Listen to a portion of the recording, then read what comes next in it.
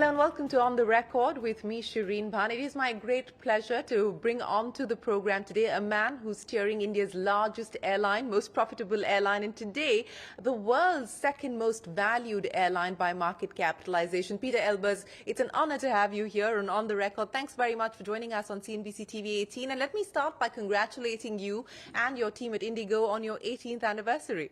Thank you so much. Yeah, that was a wonderful milestone, early August, and thank you for having me in your show. Well, it is quite a milestone, but Peter, you know, as an outsider who came into IndiGo from KLM a little over 2.5 years ago, as you look at the IndiGo story and how it's unfolded from the time when it started to where it is today, complete dominance in terms of market share, almost enjoy about, between 60 and 70% at any given point in time. In terms of cost competitiveness, again, in terms of a strong balance sheet and profitability, what, to your mind, has been the big differentiator in ensuring this consistent success of IndiGo? Yeah. Well, thank you. Indeed, we celebrated 18 years, so we're a relatively young airline for international standards. And when I joined IndiGo a little over 2 years back, actually we were just exiting the entire COVID pandemic, yes, and traffic was really rebounding. I think what we have done at that point in time is really to take all the right decisions to make sure that we could benefit from that, call it revenge travel, which was taking place at that point in time. And that brought us really from a customer basis of 70 million customers to a little over 100 million customers last year. So, and probably that also symbolizes, you ask what's the success of IndiGo throughout that 18 years.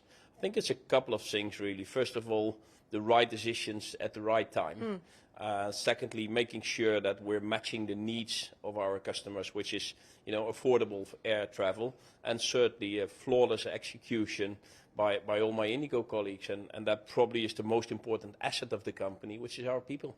Well, yes, people are crucial, and execution, of course, is key, as you point out. But let's talk about IndiGo 2.0, because you said one of the success factors has been doing the right thing at the right time. Let's talk about the decisions that you've decided to go with, which is introducing business class, as well as a much sought-after loyalty program, finally, after 18 years. Why do you believe this is the right time for both these decisions? Now take a step back and see where we are today. Today it's 24. IndiGo started to operate 18 years back. The India of today is a very different India than the India of 18 years back. And so will be the India in 5 years from now. So when I joined 2 years ago, we set a point on the horizon being 2030. Said, what type of airline does India need by 2030? And clearly the vision was India at that point in time will not only need a very strong domestic carrier, but India's role on the global stage will also be a different one. By that time, India will be the third largest economy in the world. It will be even stronger and closer and deeper connected to many other countries. That requires an airline or airlines which is size and scale, which can operate and compete on a global basis. So I think our benchmark there should be how are we doing on the global level, and not per se only how are we doing on a domestic level.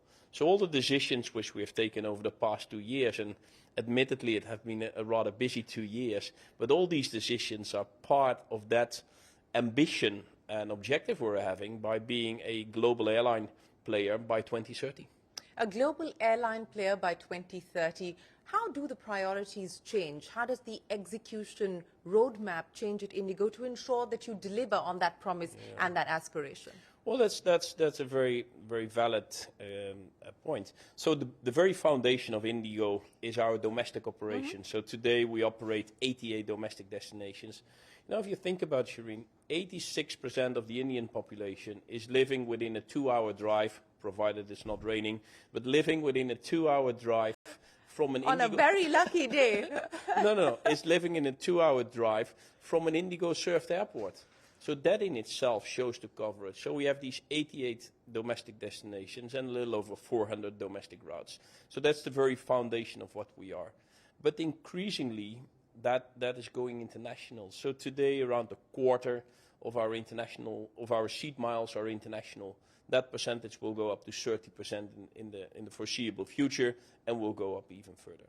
So the next step, if you wish, IndiGo 2.0 will be solidly rooted and deeply rooted in India, because that's what we are, and moving from there to a global stage. Therefore, we need different planes which can fly further. Next year we get the Airbus 321 XLR coming in that will bring us well into Europe, well into Asia, and from the southern part of India even to Australia. That in itself requires also a different product domestically. That's exactly why we are launching prior to the end of this year a business class for the first time on the nation's busiest and business routes. And indeed, and we're very excited about that, we start our loyalty program by the end of this month. You know, I'll get to the international aspiration in a bit, but I want to pick up on what you just said. IndiGo's story, and many would attribute the success to the fact that it was the original lean, mean machine. Simplicity was really the driving philosophy, was driving the purpose as far as IndiGo is concerned. Now, as you add these layers of complexity, I mean, business class, loyalty programs, and so on and so forth, you know, how do you change or tweak the DNA of the organization to go from that mindset of simplicity now to what you call thoughtful complexity? You know, I think the mindset of simplicity was driven by the ambition to keep cost leadership. Yeah. I mean, the simplicity was not the objective in itself. It was a means to an end, and the means to an end was cost leadership. So our ambition to keep cost leadership in this incredible competitive Indian market will remain to be there. But if the additional cost of complexity are outweighed by the additional revenues to be obtained, we should go after that opportunity. I think back to some of the earlier decisions, even today, before implementing these new decisions, IndiGo is different from what it was 18 years ago. We've already sort of left the pure, simple operation. We have an in-flight magazine, we have some catering product, we fly international. Tea and coffee. No, more than tea and coffee. We have a co-branded credit card. Yes. We are flying actually, you know, we fly 20 a day between Delhi and Mumbai.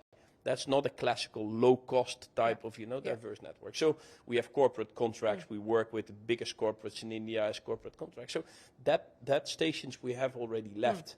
But now we really want to take the decisions in time. I think there's quite a few examples in the world where companies were sort of late, not per se in aviation only, but even outside, where companies were late in recognizing how the world is changing around you. And I think the Indian world is probably one of the fastest changing worlds, one of the fastest changing countries in the world. And we are, believe, well positioned to benefit from that. So does the low-cost positioning then change as well as you move towards international travel, as you move towards adding things like business class and loyalty programs? Does that cost position at the back end start to change as well? Well, it depends a bit, Shereen, what is your definition of low-cost position? We are determined to keep our cost leadership. And, you know, 2 days from now, flying to a city is still 3,000 rupees. So for that, we need to keep that cost leadership out there. And we're not making any changes on that product, on that setting. But on top of that, we start to build what we are doing. So if you see our business class, which we are going to introduce, we do that in what we call the nation's busiest and business routes. 20 a day between Delhi and Mumbai, 14 a day between Delhi and Bangalore, 13 a day between Delhi and Hyderabad. So that's a set of routes.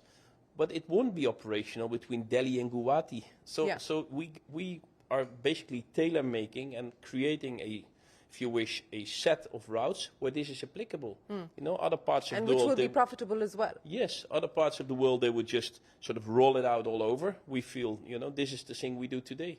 Maybe in 3 years' time, when you and I are sitting together again and say, you know... You'll add Guwahati.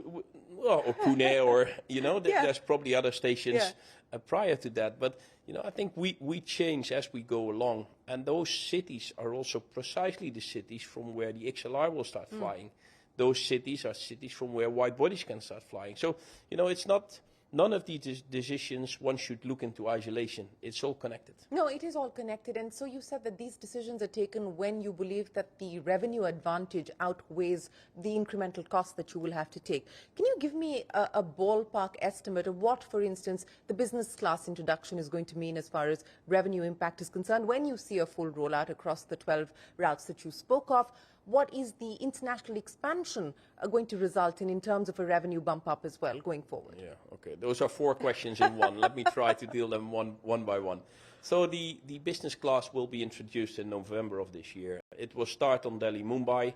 Of course, we got one plane. It will start as we fly 20 a day, one plane is not enough. So by the end of this calendar year, the entire Delhi-Mumbai operation will be fully business class equipped. So all our 20 flights a day, maybe one or two, but all the 20 flights is our ambition.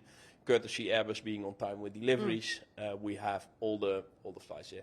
Then we start to add Bangalore, Hyderabad, and all the other ones after that. So the objective clearly is we start in November of 24, and by the end of 25, all these 12 routes, all these 40 plus planes which will operate this route are in operation. So first question, start is in November, finish by the end of calendar year 25. Then it's all operation, and it will sort of gradually, step by step, go there. That's one. Two, the introduction fares we have announced on our birthday. I think we're 18,018 rupees. I'm sure that we have some nice marketing twist to it. Of course, these prices will go up and down over time, but that was the introduction fare we have introduced on this route. We'll be having 12 seats on the plane.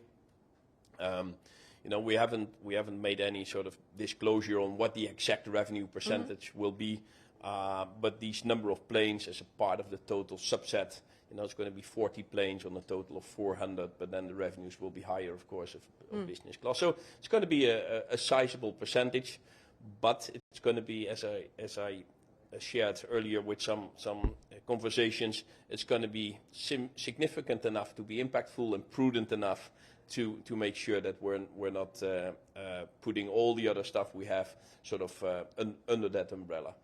The international part is actually also interesting. So today we have 27%. We fly to 34 international destinations, and before the end of the year that jumps up to 40. That percentage will go up to 30% as share. Next year, that percentage go even further up with the introduction of the XLR and later on the wide body. So we see that process is changing. And with that, the very foundation of IndiGo will still be flying and connecting Indians in the country itself. The expansion is going to be that part. Well, you know, and I want to understand from you what the traveler should expect as far as the business class experience is concerned, but linking it back to the complexity question that I asked you about, because is the domestic business class play more a sort of experiment with what you intend to do as far as the international plans are concerned? And, you know, you talked about the linkages. Are you testing waters here with the business class experience in order for you to cater to what you intend to do internationally? You know, maybe we go back a little bit in the IndiGo history and when IndiGo was founded. And I think at that time it was founded, let's see what's important for the customer, and whatever is not important, we're not offering, we're not spending money on it, and we put it in the price and that. And that has been incredibly successful. The basis of that is that today millions and millions of Indians have been able to travel by air, which used to go by train or car, or not at all. So the millions of first-time flyers, I think, is a very strong asset of IndiGo, and we keep building on that. That's why the basis remains to be there. And I think the under-penetration of air travel in India is still providing millions and millions more of that. So that's going to remain the very basis of that. On the business class, you could have a similar approach. What is most important for the business class travel? I think people talk a lot about, you know, I want to have a hot meal. Yeah. But what's most important actually is the space you're having, is some of the privacy you're having, to make sure you're last in and first out. It's sure you have a smooth airport transfer. So what we have done, we have basically singled out what are the key important aspects for our customers, and are we ready to spend money on that, and what is nice for a conversation, but not per se nice for decision making. Same goes for lounges. We will not have domestic lounges because people come late anyway and they go quickly to the gate. So it doesn't add anything. So we believe that by introducing what we call a tailor-made IndiGo product, we have a product which works in the Indian market.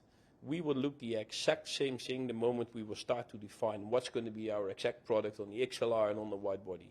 We haven't defined it yet. It's still work in progress, and we have not yet given any sort of guidance on what precisely it would look like. But the approach, and I can share that with you, is going to be the exact same. We look what is important for our customer, and from there we start to build. We're going to take a break here on the record and continue our conversation with Pieter Elbers on IndiGo's flight path. That's coming up right after this.